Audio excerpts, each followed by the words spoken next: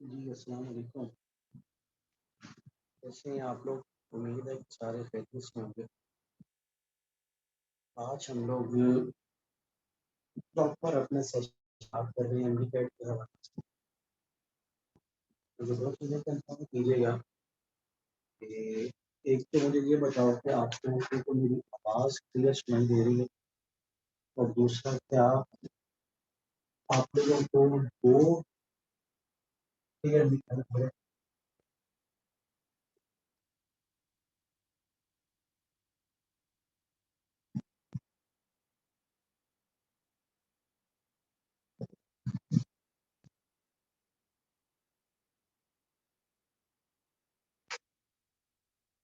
क्या अब आवाज़ क्लियर हुई आप लोगों को? बताइएगा मुझे।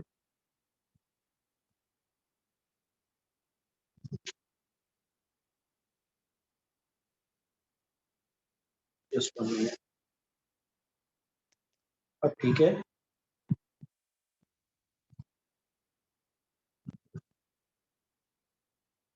ये बताइएगा आवाज़ साउंड क्वालिटी के हवाले से अब ठीक है? जी, क्या आवाज़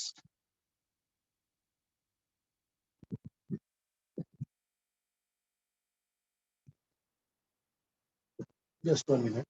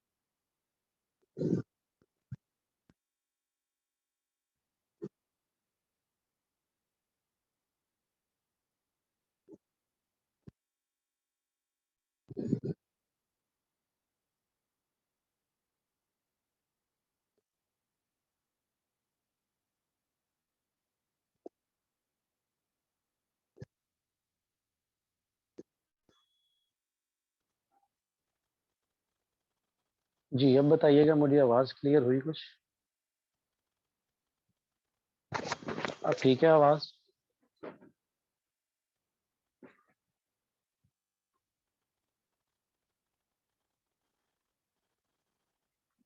जी, ठीक है, चलें। बोर्ड के बारे में मुझे बताइएगा, क्या बोर्ड क्लियर है आपको?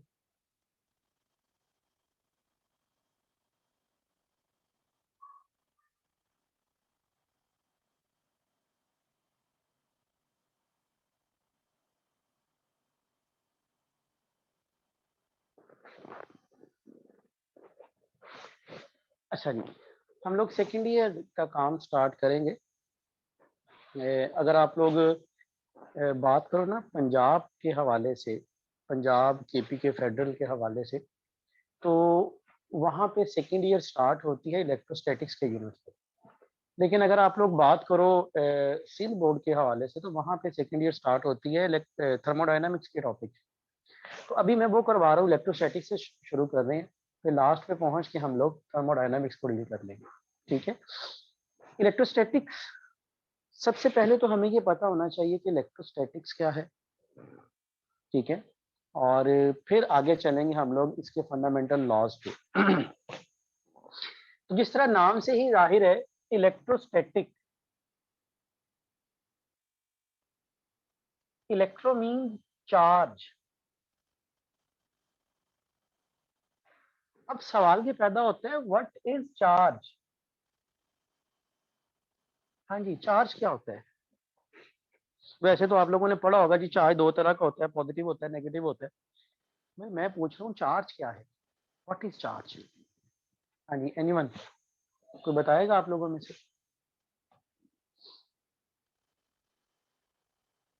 नहीं, current into time, that is the in term of units आप ले गए ना। वैसे जर्नल एक ऐसे पर्सन को आपने बताना है जिसे पता ही नहीं है चार्ज क्या है। पता तो आप लोगों को भी नहीं है कि चार्ज क्या है। पढ़ा हुआ है, आप लोगों ने 9th में पढ़ा, 10th में पढ़ा, फर्स्ट ईयर सेकेंड ईयर में पढ़ लिया। चार्ज है, चार्ज क्या है, what is charge? Property which can attract और repel in which body attract, ये तो इफेक्ट आ गया ना इसका। गेन और लॉस ऑफ इलेक्ट्रॉन ये चार्ज प्रोड्यूस करने की टेक्निक है।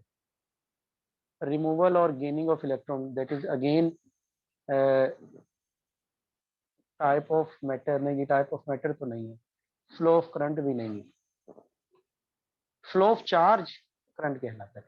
अब जरा बड़े ख्याल से आप लोगों ने समझिए, एनीवन कोई बताएगा आप लोगों में से और कोई जिसे आइडिया हो इस चीज का? प्रोटॉन और न्यूट्रॉन के बीच, और नहीं जी ऐसा भी नहीं है। और एनीवन?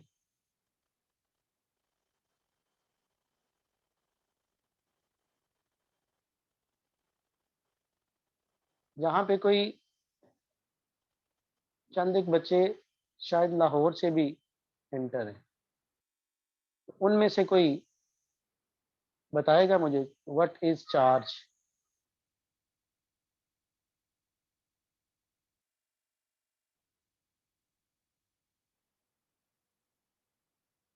हाँ जी,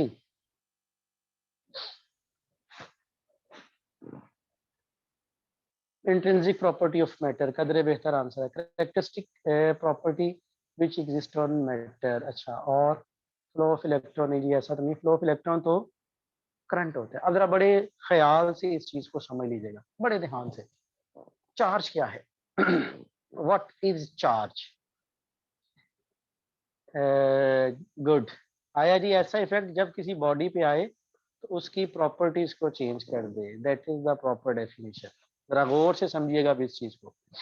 आप लोगों ने ना मैट्रिक में एक एक्सपेरिमेंट किया हुआ है कि वो कंघी होती है, कागज के टुकड़े पड़े हुए हैं, आप कंघी को कागज के टुकड़ों के करीब लेके जाओगे, वो अट्रैक्ट नहीं करेंगे। इसका मतलब है कंघी के पास वो प्रॉपर्टी नहीं है उन टुकड़ों को अट्रैक्ट करने की। जब आप कंघी को बालों में रब करते हो फिर कागज के टुकड़ों के करीब लेके जाते हो तो वो चिपक जाती है उसके। इसका मतलब है अब कंघी की प्रॉपर्टी बदल गई। अब वो कंघी की प्रॉपर्टी बदलने का मतलब क्या है कि उसने अट्रैक्ट किया, कंघी पे चार्ज आ गया था। इसका मतलब है जब चार्ज आया तो उसने कंघी की प्रॉपर्टी बदल दी। और कंघी की प्रॉपर्टी बदलने से क्या हुआ, वो कागज के टुकड़े जो पहले अट्रैक्ट नहीं हो रहे थे अब उसके साथ चिपकना शुरू हो। Number one. मुझे ये बताओ क्या ऐसा मुमकिन है, बड़ी सिंपल सी एग्जांपल, Na और Cl मिले, क्या NaCl बना देंगे? हाँ जी, Na और Cl मिलके NaCl बना देंगे? यस और नो? आया जी जवाब यस, एक। दूसरे ने कहा जी Cl2, फिर कहा जी, ये एक आया जवाब नो, यस यस। 7-8 जवाब आया जिसमें से किसी एक ने कहा नो, बाकी ने कहा जी ठीक हो जाएगा। नहीं भी, ऐसा नहीं होगा, ये रिएक्शन पॉसिबल नहीं है। ये रिएक्शन पॉसिबल तब होगा जब Na प्लस और Cl माइनस हो, फिर NaCl बनेगा। समझ आई बात की? इसका मतलब है जब Na और Cl पे चार्ज नहीं था तो वो NaCl भी नहीं बना रहा था, लेकिन जैसे ही चार्ज आया तो NaCl बना दिया, मतलब प्रॉपर्टी चेंज कर दी। इसका मतलब है जब प्रॉपर्टी, और ये प्रॉपर्टी चेंज किसकी वजह से हुई? चार्ज के आने की वजह से। देखो ना, बड़ी सिंपल सी एग्जांपल, आप लोग कहते हो जी मोबाइल की बैटरी डेड हो गई। इसका मतलब क्या है कि मोबाइल में वो जो चार्ज एनर्जी स्टोर था वो खत्म हो गया। अब आपके पास जब डेड होगी, मोबाइल ऑफ हो गया ना, आपके पास मोबाइल के पास कॉल करने की एबिलिटी ना, मोबाइल के पास मैसेज करने की एबिलिटी ना, इंटरनेट यूज कर सकते हो। लेकिन जैसे ही आप उसे चार्जर के साथ कनेक्ट करोगे तो क्या होगा, उसके पास कॉल करने की एबिलिटी भी आ गई, उसके पास मैसेज करने की एबिलिटी भी आ गई, इंटरनेट यूज करने की एबिलिटी भी आ गई। इसका मतलब है प्रॉपर्टीज क्या होगी, चेंज हो रही है। किसकी वजह से होगा? चार्जेस की वजह से। तो फिर हम क्या कह सकते हैं कि चार्ज एक ऐसी प्रॉपर्टी है, जब भी किसी बॉडी पे आएगा, एक ऐसा इफेक्ट है, जब भी किसी बॉडी पे आएगा उसकी प्रॉपर्टीज चेंज कर देगा। तो क्लियर? समझ आई बात की? जब NaCl पे आया तो एबिलिटी पैदा कर दी NaCl बनाने, समझ आई। कंघी पे आया तो कंघी की प्रॉपर्टी तब्दील कर दी, अट्रैक्ट करना शुरू कर दिया कागज के टुकड़े। यानी हम क्या कह सकते हैं कि भाई चार्ज एक ऐसा इफेक्ट है जो क्या करेगा, जब भी किसी बॉडी पे आएगा उस बॉडी की प्रॉपर्टीज को चेंज कर देगा, दैट इज चार्ज। जी डेफिनेशन क्लियर हुई, इस चीज की समझ आ गई आप लोगों को। तो अब अगर आपसे भी पूछे कि चार्ज क्या है, तो मेरा ख्याल है आप बता सकती हो, ये अट्रैक्शन रिपल्शन ये तो इसके इफेक्ट हैं। चार्ज क्या है आप उसके बारे में बता सकते हो। Is it clear? चार्ज क्या है, एक ऐसा इफेक्ट है जब भी किसी बॉडी पे आएगा तो क्या कर देगा, उसकी प्रॉपर्टीज को चेंज कर देगा। अच्छा दूसरे नंबर पे, ये तो क्या था, चार्ज को डिस्कस किया। दूसरे नंबर पे स्टैटिक्स। स्टैटिक से क्या मुराद, स्टैटिक मींस एट रेस्ट। ये तो मैंने इसकी एग्जांपल ली ना, स्टैटिक एट रेस्ट और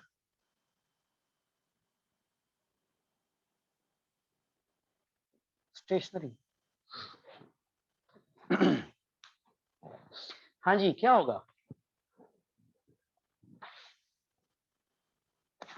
electro means charge, static means at rest. यानी हम क्या करेंगे, स्टेशनरी चार्जेस को डिस्कस करेंगे यहाँ।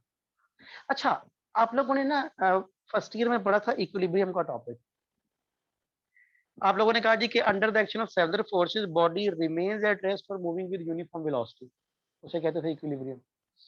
बहुत सी फोर्सेस के, अच्छा मुझे बताओ कि एक बॉडी रेस्ट में हो, इसका मतलब है उस पर फोर्स नहीं लग रही। एक केस ये हो गया, यानी बॉडी रेस्ट में, इसका मतलब है फोर्स नहीं लग रही, उस पर फोर्स ही नहीं है तो रेस्ट में है।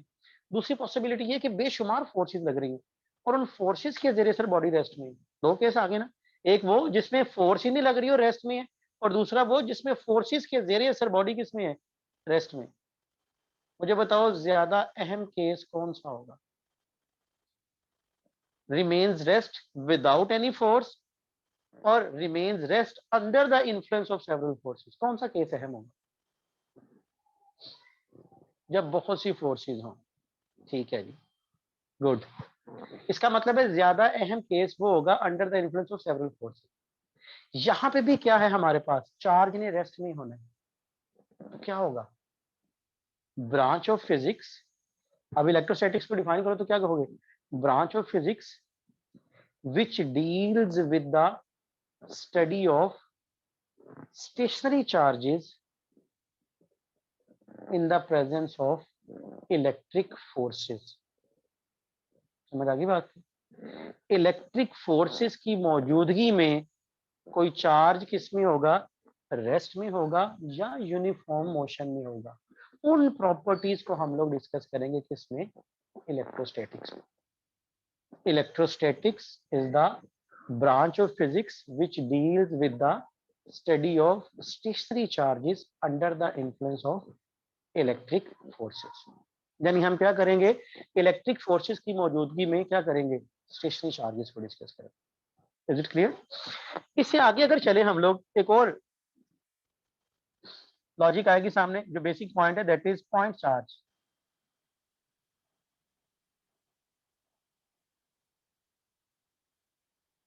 हाँ जी क्या होता है point charge, anyone?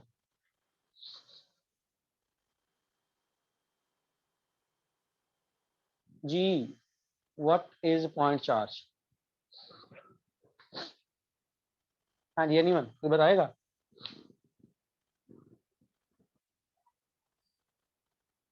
Positive test charge? नहीं जी, पॉजिटिव चार्ज नहीं। प्रेजेंट एट इंफिनिटी ये भी नहीं है, तो हम उसे पॉइंट चार्ज कंसीडर करेंगे नहीं जी। चार्ज ऑफ निग्लिजिबल मैग्नीट्यूड नहीं, charge of small magnitude hypothetical point नहीं। अब जरा गौर से सुनिएगा, size of charge is much smaller than the separation metre. Good, एक पॉइंट सामने आया, पॉइंट ठीक है, जरा सुनिएगा, आप गौर से सुनिएगा इस चीज को। आप लोगों ने ना पढ़ा था kinetic molecular theory of gases में एक पॉस्टुलेट पढ़ा हुआ है, और वो पॉस्टुलेट ये है कि size of molecule is much smaller than the separation between the molecule. कि जो मॉलिक्यूल्स का साइज होता है वो उनके दरमियान सेपरेशन के मुकाबले में बहुत कम, तकरीबन 300 गुना कम होता है। पढ़ा हुआ है ना आप लोगों ने? बिल्कुल इसी तरह पॉइंट चार्ज क्या होता है? एक ऐसा चार्ज जिसका साइज चार्जेस के मुकाबले में, चार्जेस के दरमियान फासले के मुकाबले में बहुत छोटा हो। यानी क्या लिखते हैं? If size of charge is much smaller than the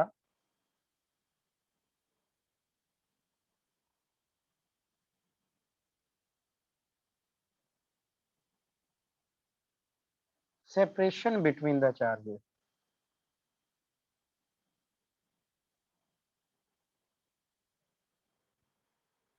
such charge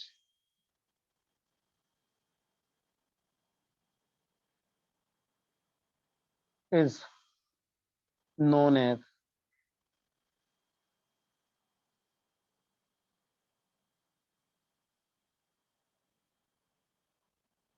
point charge।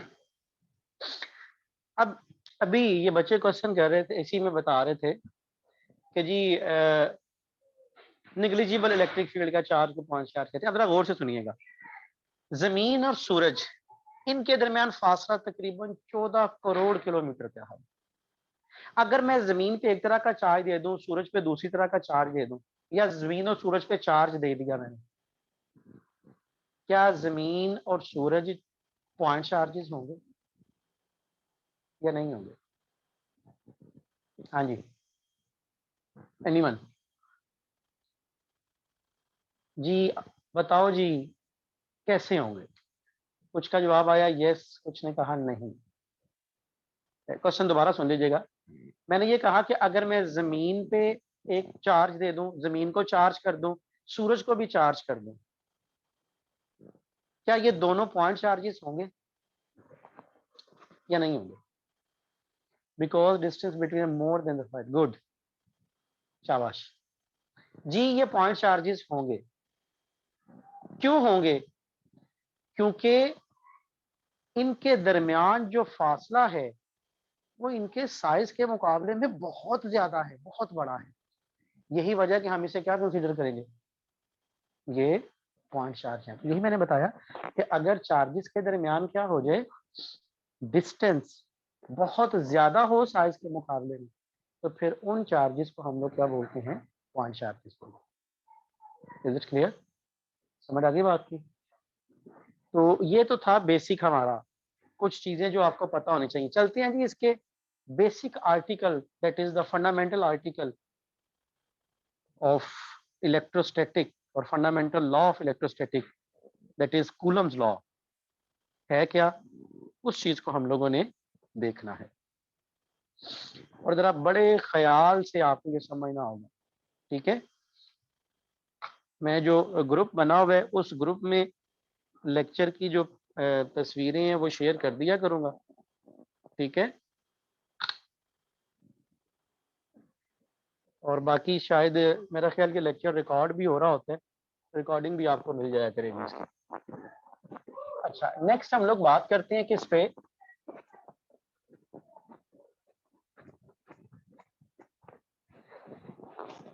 Topic है हमारा कौन सा? Coulomb's law.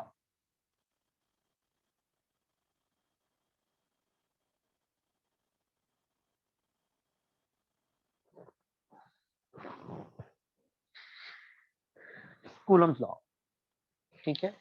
अब कूलम्स लॉ बेसिकली था पॉइंट चार्जेस पे। अभी मैं उसकी उस पे भी आता हूं कि ये कूलम्स लॉ कब एप्लीकेबल होगा, कब एप्लीकेबल नहीं होगा। फर्ज किया ये दो चार्जेस हैं, अब वो चार्जेस क्या हो सकते हैं? पॉजिटिव भी हो सकते हैं और नेगेटिव भी हो सकते हैं। मुझे नहीं पता कौन से, लेकिन मुझे इतना पता है कि दो चार्जेस हैं। इन दोनों चार्ज, इन चार्जेस की मैग्नीट्यूड Q1 Q2 और इनके सेंटर्स के दरमियान जो डिस्टेंस है दैट इज आर। अब हमें ये पता था कि अगर भाई सिमिलर चार्जेस हों तो वो एक दूसरे को अट्रैक्ट रिपेल करते हैं, और अगर अपोजिट चार्जेस हो तो एक दूसरे को अट्रैक्ट करते हैं। अब सवाल ये पैदा होता था, भाई किस फोर्स से अट्रैक्ट करेंगे या रिपेल करेंगे, उसकी मैग्नीट्यूड कितनी होगी, उस मैग्नीट्यूड का रिलेशन दिया किसने।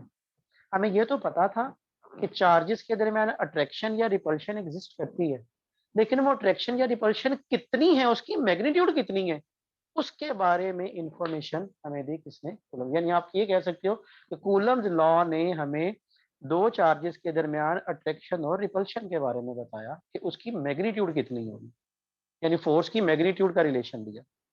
अब कूलम्स लॉ हमें क्या बताता था कि जी दो चार्जेस के दरमियान जो अट्रैक्शन या रिपल्शन की फोर्स पाई जाती है वो उन चार्जेस की मैग्नीट्यूड के प्रोडक्ट के डायरेक्टली प्रोपोर्शनल होती है।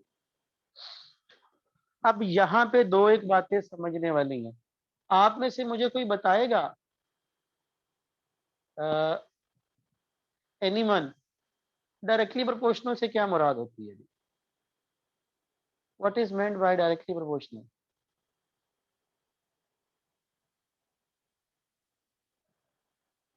जी, क्योंकि यहाँ पे चंद एक बातें बताना बहुत जरूरी है। अब देखो, मैंने आप लोगों को एक चीज इंक्रीज हो तो दूसरी भी इंक्रीज हो, जिसका ग्राफ स्ट्रेट लाइन बनता हो। अच्छा जी, एक चीज के बढ़ाने से दूसरी चीज भी बढ़े, by increasing magnitude of charge force increase. ठीक है, फोर्स चलें, ठीक है, गुड।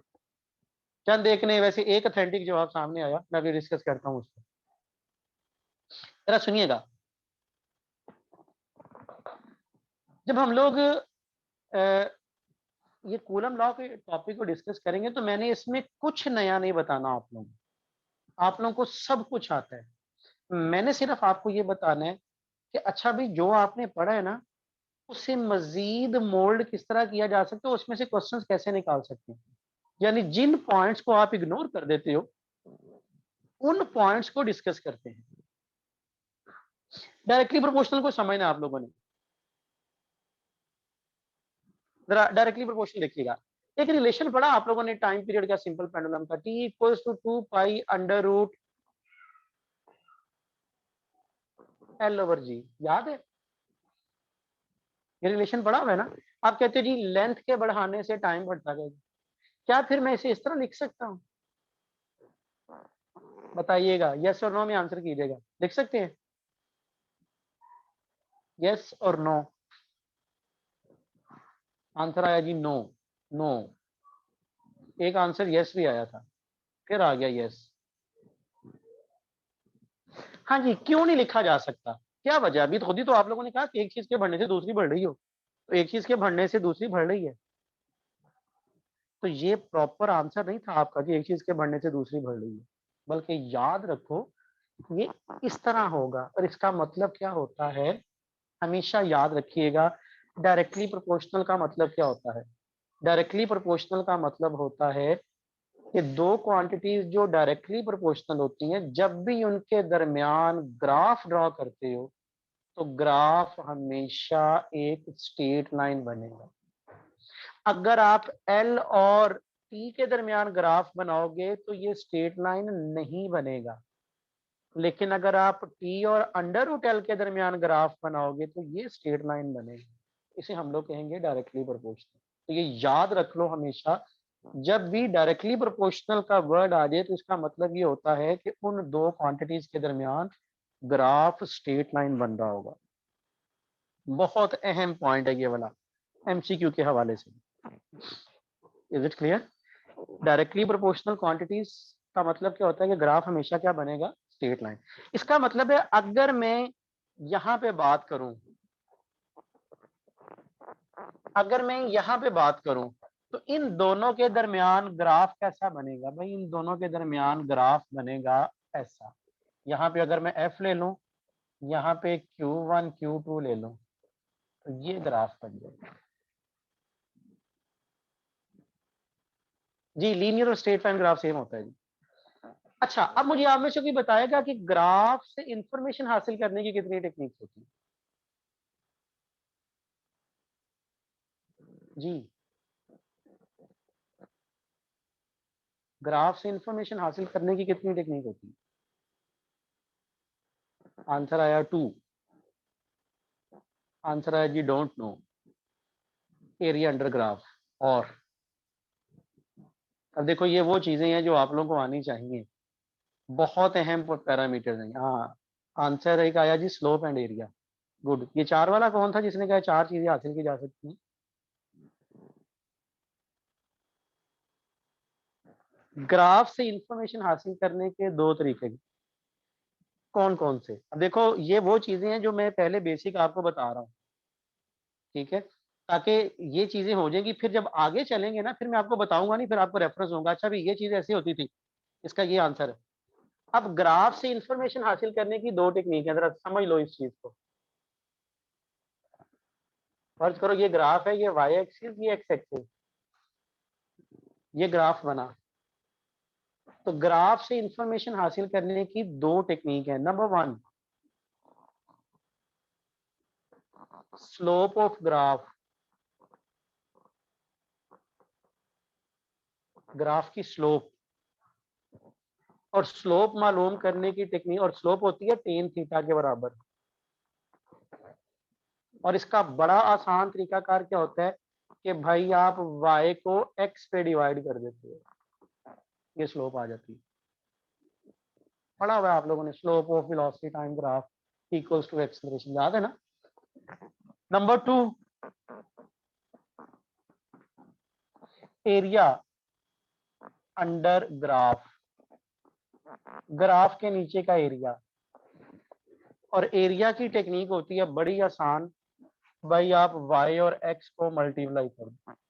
अब ये चीजें आपको भूलनी नहीं चाहिए, ये बार बार कई जगहों पे इस्तेमाल होगी, जहां पे आप लोगों को ये चीज भूलनी नहीं चाहिए। समझ आई बात की? मैं हर दफा नहीं बताऊंगा, मैं फिर आगे इंप्लीमेंट करूंगा। अच्छा भी, स्लोप का मतलब होता है ढलवान, और इसकी टेक्निक मैं अभी इसकी डिटेल में नहीं जा रहा, क्योंकि ये आपका फर्स्ट ईयर का आर्टिकल है कि स्लोप कैसे मालूम की जाती है। स्लोप का मतलब होता है ढलवान, याद रखिएगा। कोई चीज जितनी ढलवान ज्यादा होती जाएगी ना, उसकी स्लोप ज्यादा होती है। एक और शॉर्टकट याद रख लो, देसी टोटका याद रख लो, जो लाइन जितनी एक्स एक्सिस के करीब होगी उसकी ढलवान कम होगी, उसकी स्लोप कम होगी।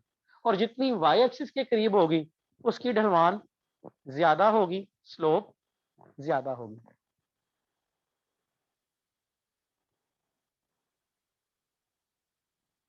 ये क्या, ये किसने क्या कहा है सर? रिपीट करें दोबारा,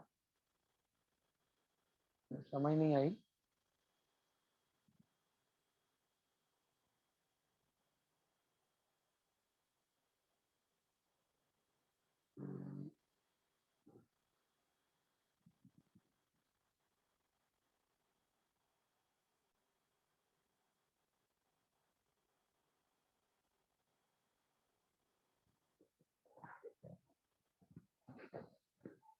जी सुनिएगा, मैंने ये कहा कि कोई चीज जितनी तिरछी होती है ना, अगर देखो मैं तीन चीजें बना रहा हूँ, एक ये आ गई, एक ये आ गई, 3 लाइन बना दी।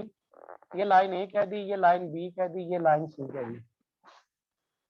इसमें ढलवान किसकी ज्यादा है? जी अभी मैं टेस्ट चार्ज पे नहीं आया, जब टेस्ट चार्ज पे आऊंगा फिर आपको बता दूंगा कि टेस्ट चार्ज क्या है। 3 लाइंस मैंने बनाई, 3 ग्राफ बनाए, इसमें सबसे ज्यादा ढलवान किसकी है?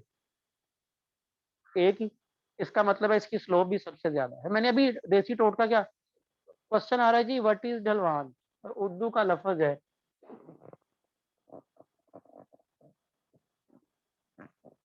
स्लोप, तिरछापन। समझ आई बात की? ये जो घरों के बाहर नहीं बनाई होती आप लोगों ने, वो बाइक वगैरह चढ़ाने के लिए, उसे भी स्लोप ही बोलते हैं, ठीक है। देसी टोटका ये है कि कोई चीज जितनी एक्स एक्सिस के करीब होगी उसकी स्लोप कम है, जितनी वाई एक्सिस के करीब होती रहेगी उसकी स्लोप ज्यादा होती रहेगी। Is it clear? अब ये यहाँ पे याद रखना है आप लोगों ने कि जी ठीक है, ग्राफ से हमें दो चीजों की इंफॉर्मेशन मिलेगी। Number one, area slope of graph, slope मालूम करने की टेक्निक क्या है, वाई को एक्स पे डिवाइड कर देना। और दूसरा एरिया अंडर ग्राफ, इसकी टेक्निक क्या है, वाई और एक्स को मल्टीप्लाई करना। अब आते हैं इस पे। अब देखो एमसीक्यू बन गया। मैं आपसे कहता हूं जी बताएं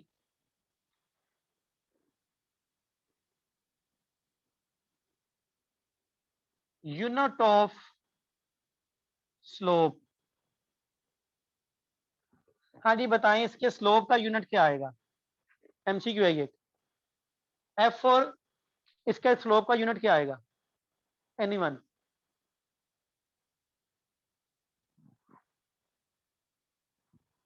जी स्लोप का तरीकाकार मैंने क्या बताया, वाई को एक्स पे डिवाइड करना है।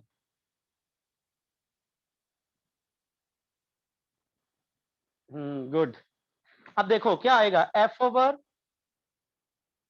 Q1 Q2, ये बन जाएगा Newton over coulomb square. Newton over coulomb square. Is it clear. अच्छा यही पे एक और एमसीक्यू अगर मैं बना दूं, मैं आपसे कहता कि अच्छा बताएं यूनिट ऑफ एरिया। बताएं जी एरिया का यूनिट क्या आएगा।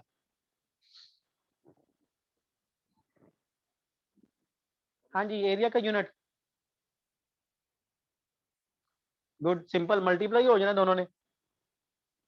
F into Q1 Q2 equals to newton coulomb square. Clear, समझ आ गई बात की। अब देखो इसमें मैंने कुछ नया नहीं बताया, सिर्फ आपको बताया कि भाई इससे ये भी इंफॉर्मेशन बन सकती है, इससे ये भी इंफॉर्मेशन बन सकती है, ये भी इंफॉर्मेशन बन सकती है। Is it clear.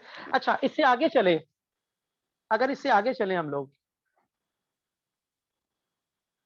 And coulomb law क्या कहता था कि दोनों चार्जेस के दरमियान जो फोर्स ऑफ अट्रैक्शन या फोर्स ऑफ रिपल्शन है, उसकी मैग्नीट्यूड दोनों चार्जेस के प्रोडक्ट के डायरेक्टली प्रोपोर्शनल, और उनके सेंटर्स के दरमियान जो डिस्टेंस है उसके स्क्वायर के इनवर्सली प्रोपोर्शनल होती है।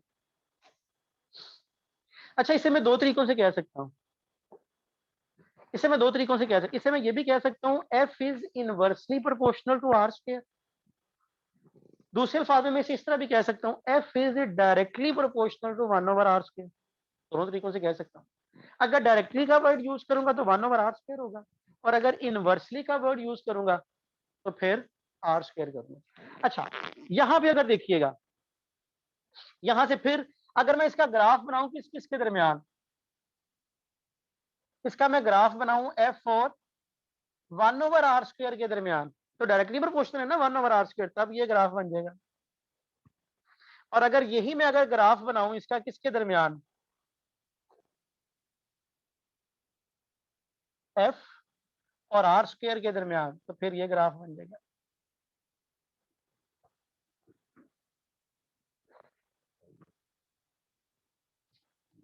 इज इट क्लियर, समझ आ गई बात की। सेम इसी तरह के क्वेश्चन यहाँ पे भी आ सकते हैं आपके लिए। बताएं स्लोप क्या आएगी, एरिया क्या आएगा। अब इसके स्लोप का यूनिट क्या बनेगा, इसके स्लोप का यूनिट क्या बनेगा, इसका स्लोप, इस वाले पे अगर मैं बात करूं, इस वाले पे तो स्लोप आ जाएगी, क्या बन जाएगी, F over 1/r², that is FR²। ये बन जाएगा न्यूटन मीटर स्क्वायर। ठीक है, न्यूटन मीटर स्क्वायर बटे की बटे में आगे उलट के ऊपर चला जाएगा। और अगर मैं इसकी स्लोप की बात करूं तो क्या बन जाएगा, F/r², दैट इज न्यूटन पर मीटर स्क्वायर। अब ये न्यूटन पर मीटर स्क्वायर तो किसका यूनिट होता है, ये तो प्रेशर का नहीं होता। तो इसका मतलब है फिर मैं इस केस में ये भी कह सकता हूँ कि भाई अब देखो एमसीक्यू मजीद क्या बन गया, वो ये बन जाएगा कि भाई इस केस में स्लोप का यूनिट प्रेशर के यूनिट जैसा, स्लोप का यूनिट किसके, प्रेशर के यूनिट जैसा है।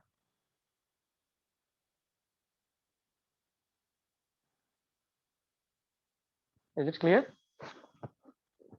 समझ आ गई बात की। अब अगर मैं इसको कंबाइन करूं,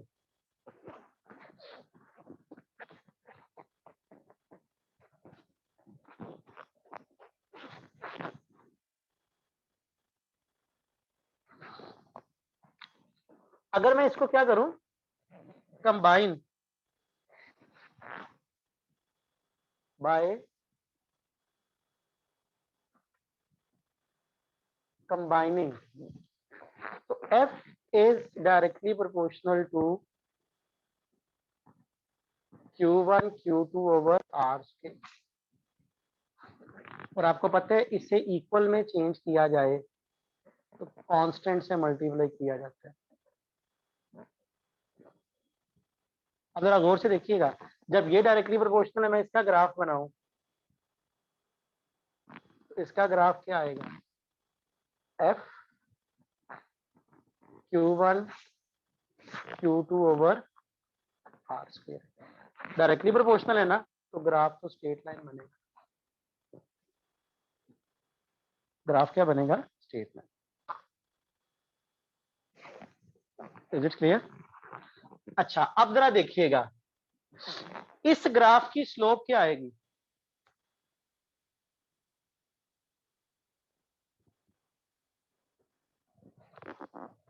अब जरा देखिएगा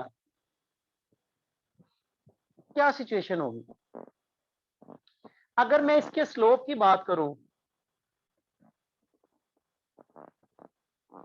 तो स्लोप तो बनेगी f over q1 q2 over r square. Slope का तरीका मैंने क्या बताया था, स्लोप क्या होती है, आपने सिंपल क्या कर देना है, जो y पे पैरामीटर होगा उसे x पे डिवाइड कर देना है। अब y का पैरामीटर क्या है,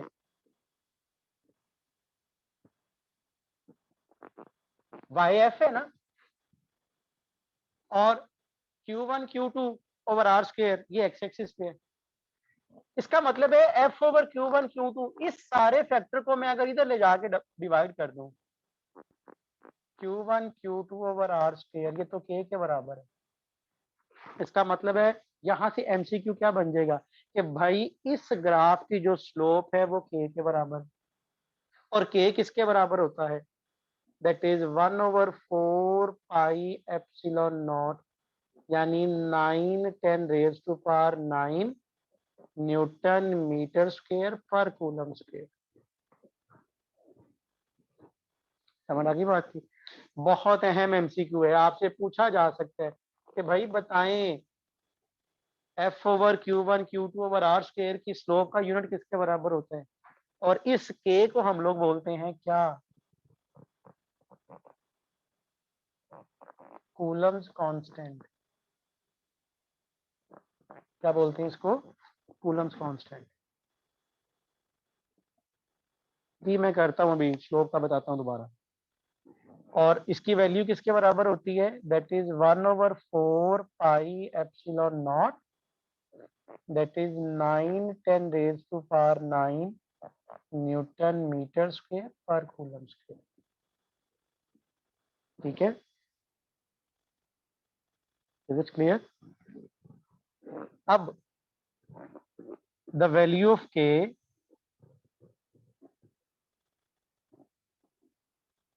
depends upon, value of K depend करती है किस किस पे, number 1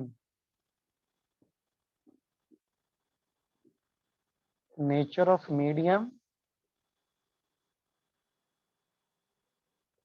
between the charges,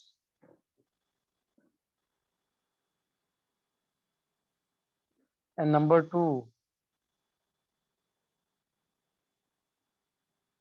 system of units।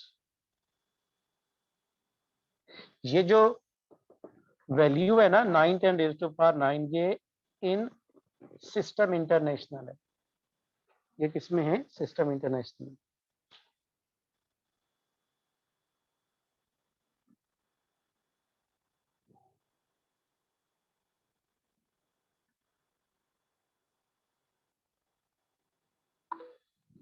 Is it clear? जरा गौर से दोबारा सुन लो एक दफा, बार बार एक क्वेश्चन आ रहा है कि सर स्लोप के बारे में बता दें। मैंने बताया है स्लोप का कि ग्राफ की स्लोप मालूम करने की बड़ी आसान टेक्निक क्या है कि आप y एक्सिस को x एक्सिस पे डिवाइड कर दो। किस पे डिवाइड कर दो, y को x पे डिवाइड करो, यहाँ पे y को x पे डिवाइड किया तो स्लोप आ गया f/q1 q2, यहाँ पे आपने y को x पे डिवाइड किया तो आ गया f/f/r²। k की स्लोप नहीं है, k बजाते खुद स्लोप आई है इस ग्राफ की, इस ग्राफ की स्लोप k के बराबर है। अब देखो आपसे बेश नंबर ऑफ एमसीक्यूज हैं, भाई बताएं इस ग्राफ की स्लोप किस पे डिपेंड करती है? भाई इस ग्राफ की स्लोप तो क्या है, k के बराबर, तो जिन पे k डिपेंड करेगा उन्हीं पे डिपेंड करेगा। Is it clear? और यहाँ पे अगर बात करें हम लोग this mu naught, mu naught क्या है?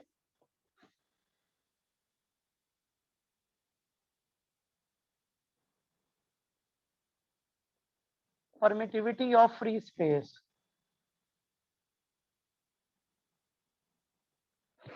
क्या है? Permittivity of free space. और इसकी वैल्यू कितनी होती है? That is 8.85 10⁻⁻12। अच्छा देखो k के साथ इनवर्स में है ना, k के साथ ही इनवर्स है, इसका मतलब है जो यूनिट k का है उसका इनवर्स यूनिट किसका होगा? एप्सिलॉन नॉट का। क्या आ जाएगा? पर न्यूटन पर metre square into coulomb square.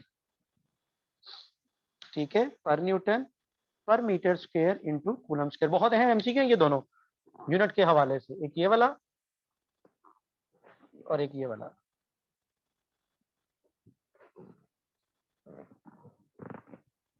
जी नहीं, ये जो आप कह रहे हैं ना स्लोप के साथ 1/2 बेस, ये एरिया का फार्मूला होता है, वो भी ट्राइंगल के लिए होता है।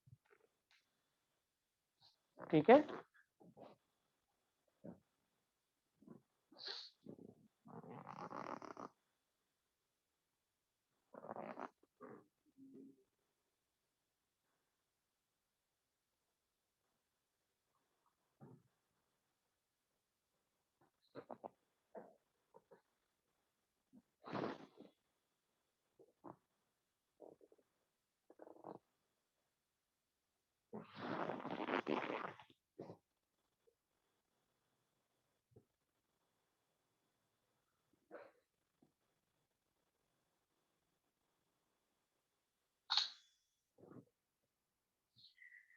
जी यहां तक क्लियर है?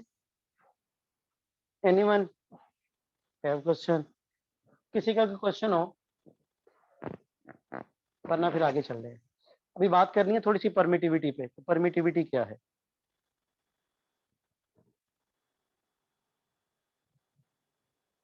जी क्या क्वेश्चन है जी? पूछो जी पूछो।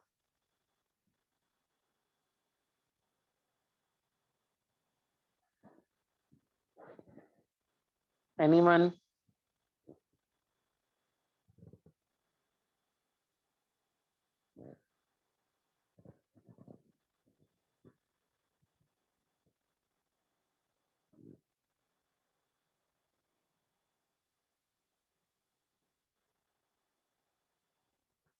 जी स्लोप का मैंने बार बार आपको बताया, देखो इसकी स्लोप जो है ना, ये ग्राफ बनाना तो प्रोपोर्शनल को इक्वल में चेंज करना हो तो कांस्टेंट आता है। इसका मतलब है इन ये y ये x, तो मैं y को x पे डिवाइड करूंगा तो सिर्फ आके बटे में लेके जाऊंगा ना यहाँ पे, तो f/q1 q2/r², ये तो k के बराबर है। इसका मतलब है कि k इस ग्राफ की स्लोप बन गया और उसकी वैल्यू इतनी। ठीक है जी, बिल्कुल कर सकते हो। इसका हरगिज ये मतलब नहीं होता कि आपने इसे एक्स पे वाई पे लेना है, इसे एक्स पे लेना है। आप जिस तरह मर्जी लो, सिर्फ ग्राफ की शेप थोड़ी सी चेंज होगी, लेकिन ग्राफ से इंफॉर्मेशन आपको एक जैसी ही मिल रही होगी। अभी म्यूचुअल फोर्स पे नहीं आया जी, अभी आ रहा हूँ म्यूचुअल फोर्स पे। अच्छा ये परमिटिविटी हमें क्या बताती है? What is permittivity? परमिटिविटी का वर्ड परमिशन से, इजाजत देना। ठीक है, कि जब दो चार्जेस के दरमियान आपने कुछ भी नहीं रखा हुआ।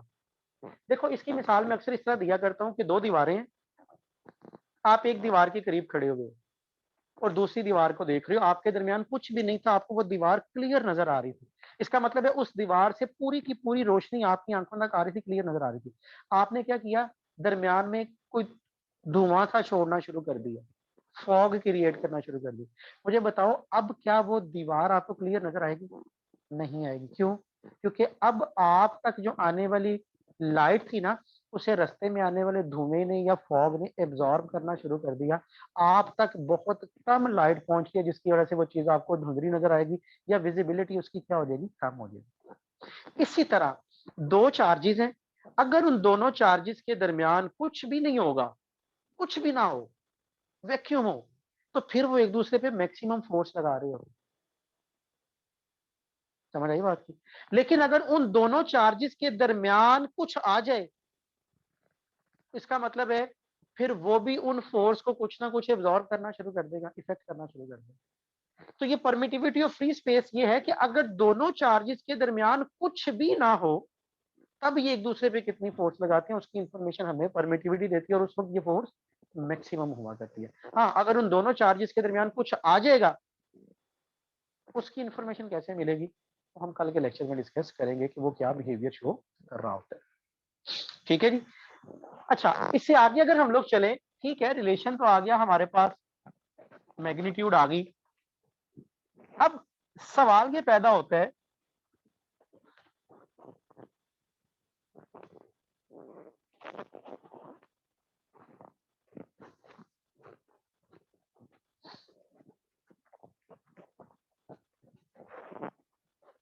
जी जरा देखिएगा, ये दोनों चार्जेस के दरमियान फोर्स थी, और याद रखिएगा ये जो फोर्स होती है ना, इनके सेंटर को ज्वाइन करने वाली लाइन के अलोंग होती है। मैं कहता हूं फर्ज करो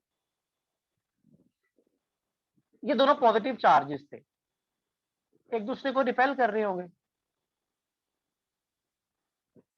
ये इसे इधर धकेल रहा होगा,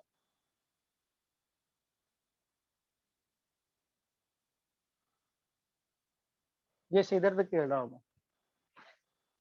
अब ये जो फोर्स लगा रहा होगा, इसे बोलते हैं हम लोग,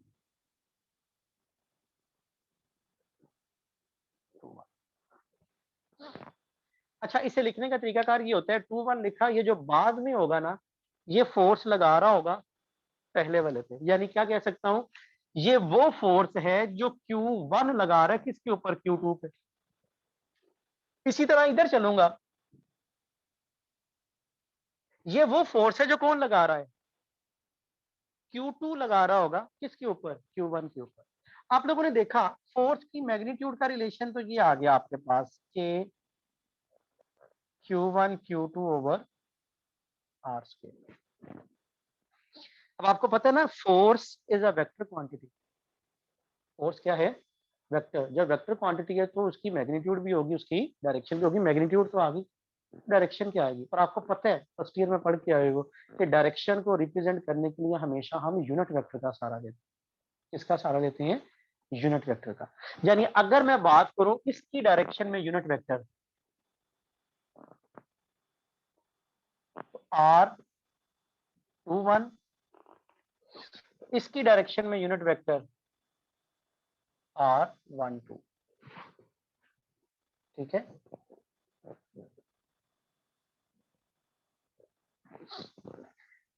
the force on Q2 by Q1 is given by, कौन फोर्स लगा रहे हैं? Q2 किसके ऊपर? Q1 के ऊपर।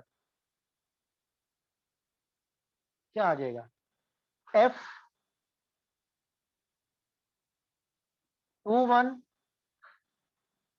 के Q1 Q2 over are square into R21। मैंने क्या बताया? डायरेक्शन को रिप्रेजेंट करने के लिए हमेशा यूनिट वेक्टर का सहारा लिया जाता है। किसका? Unit vector. यूनिट वेक्टर एक ऐसा वेक्टर होता है जिसकी मैग्नीट्यूड तो 1 होती है, लेकिन ये डायरेक्शन को रिप्रेजेंट करने के लिए इस्तेमाल किया जाता है। मैंने क्या मालूम किया? ये वो फोर्स है जो कौन लगा रहा है? Q1 किसके ऊपर? Q2। ये उस फोर्स की मैग्नीट्यूड आ गई, ये उस फोर्स की डायरेक्शन आ गई। Similarly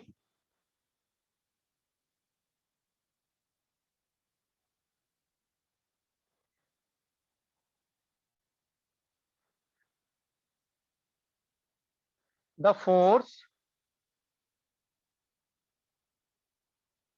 on Q1 by Q2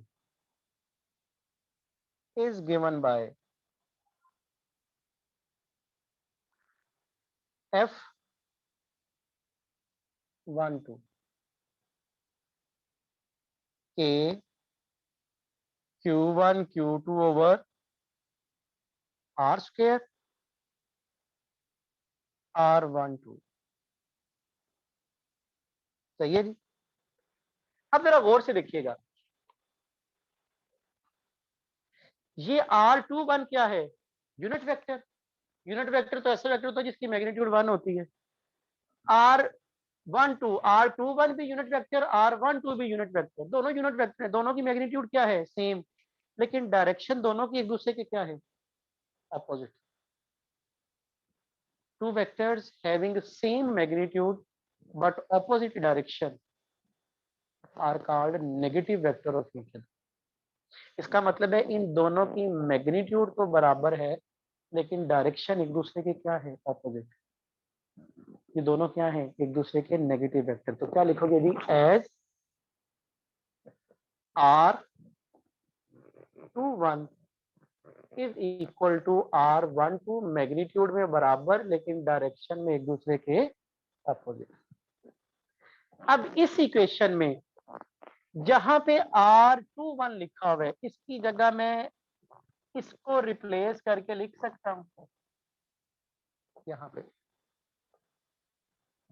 so F21 is equal to K Q1 Q2 over R square minus R12। F21 minus K Q1 Q2 over R square R12।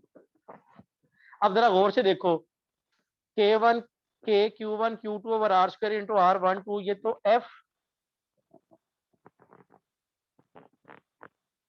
F12 नहीं बन गया? यही value है ना? तो क्या चीज साबित हो गई कि भाई जितनी फोर्स फर्स्ट चार्ज सेकंड पे लगा रहा है, उतनी ही फोर्स सेकंड चार्ज फर्स्ट पे लगाएगा, लेकिन डायरेक्शन एक दूसरे के अपोजिट होगी। This is called mutual force.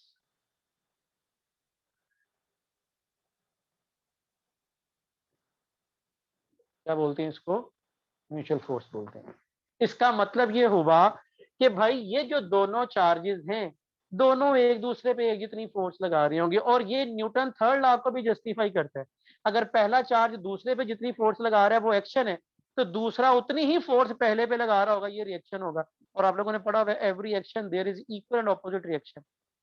Magnitude में बराबर और डायरेक्शन में एक दूसरे के ऑपोजिट। एक एमसीक्यू डिस्कस करते हैं जी।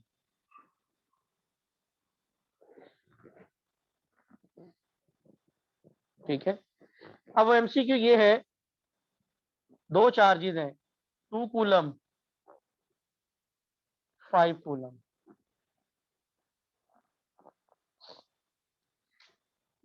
ऑप्शन ए, ये जो फोर्स लगा रहा है इसके ऊपर, इसे Q1 कह दो, इसे Q2 कह दो। बताएं जी, ऑप्शन ए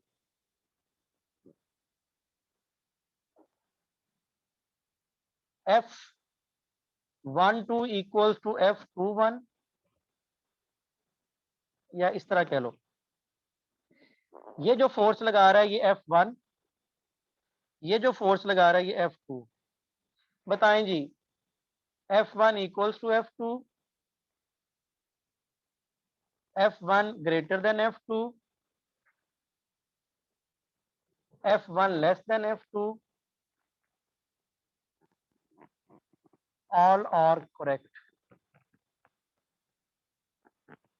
हाँ जी, कौन किस पे ज्यादा फोर्स लगा रहा होगा?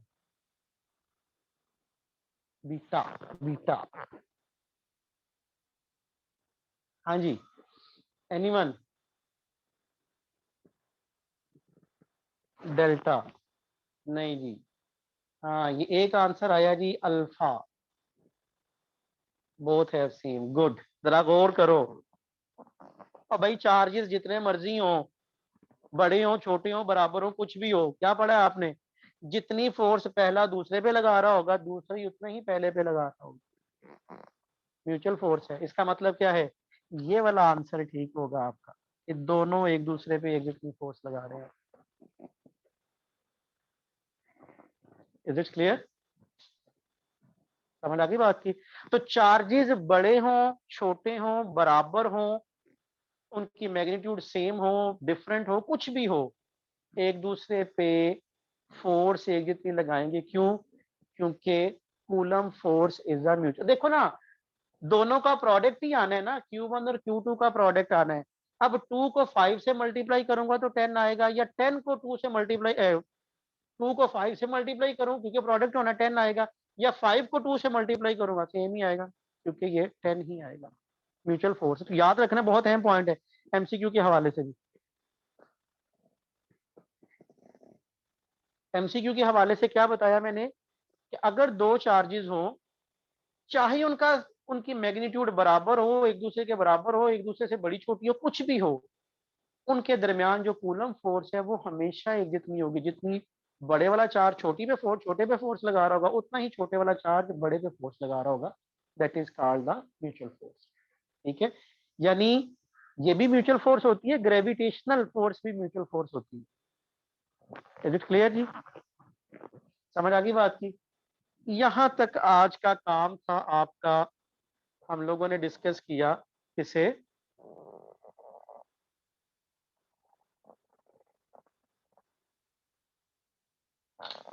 अभी हम लोगों ने डिस्कस किया कि कूलम फोर्स क्या है, उसके डिफरेंट पैरामीटर्स देखे हम लोगों ने। ठीक है? कल हम लोग बात करेंगे कि मीडियम डिपेंडेंट कैसे होगा, और फिर कल कुछ इसके साथ एमसीक्यूज भी डिस्कस करेंगे और इलेक्ट्रिक फील्ड का टॉपिक स्टार्ट करेंगे हम लोग। ठीक है? अच्छी तरह पढ़िएगा इसे। जी जी, बोलो क्या क्वेश्चन है जी आपका? ये अनमोल नाम का बच्ची है कोई,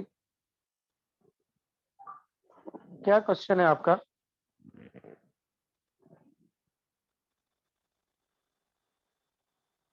जी बिल्कुल, चार्जेस की वैल्यू अगर डिफरेंट भी होगी तो उनके दरमियान जो कूलम फोर्स है वो हमेशा सेम रहेगी।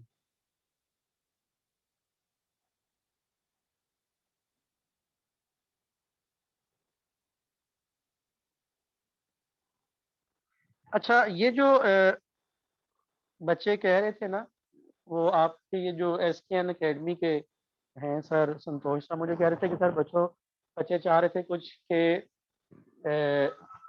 कुछ क्लासेस, एक आधी डेमो क्लास मजीद मिल जाए। तो मैंने उन्हें कहा था जी कि आप बच्चों को अलाउ करें, हम प्रॉपर काम को भी स्टार्ट करते हैं। आज हम लोगों ने काम स्टार्ट कर दिया, तो यही एक दो क्लासेस आज और कल की क्लास को एज अ डेमो क्लास भी कंसिडर कर लें। उसके बाद अपने रजिस्ट्रेशन की तरफ चलें ताकि हम लोग काम को फिर प्रॉपरली लेके चल सकें। ये यूनिट कंप्लीट होगा हमारा, तीन तीन को लेक्चर लगेंगे, 3 से 4 एक बड़ा यूनिट है। ये यूनिट कंप्लीट करने के बाद फिर इस यूनिट का टेस्ट होगा। जिस दिन टेस्ट होगा आपका, उस दिन मैं क्लास का लेक्चर नहीं पढ़ाऊंगा इस तरह। उस दिन मैं आपके वो जो 40 एमसीक्यूज होंगे, उन 40 एमसीक्यूज को बोर्ड पे डिस्कस करूंगा कि इसका ये आंसर था और ये आंसर कैसे था, क्या वजह थी। ठीक है? आज तो अभी क्लास शुरू की है हम लोगों ने, और आपने पूछ लिया कि सर कोर्स कब खत्म होगा। तो हमारा यहाँ पे जो लाहौर की बात करें, तो हम लोगों ने ये लेक्चर 40 लेक्चर्स में ये यूनिट कंप्लीट करना होता है, मतलब ये कोर्स आपका वाइड अप कर देना होता है। ठीक है? तो इंशाल्लाह आप लोगों का भी हो जाएगा। 40 लेक्चर होंगे, उसके साथ कोई 12-13 के करीब आपके टेस्ट होंगे जिन्हें डिस्कस भी किया जाएगा। यानी ये कि 50 के लेक्चर का काम होगा आपका इंशाल्लाह, जिसमें वाइंड अप हो जाएगा सारा। ठीक है जी? अपना ख्याल रखिएगा, इसे पढ़िएगा। इसमें अगर कोई कंफ्यूजन होगी तो कल डिस्कस करेंगे, अदरवाइज कल हम टॉपिक को आगे लेके चलेंगे। ठीक है जी? ओके जी, अल्लाह हाफिज।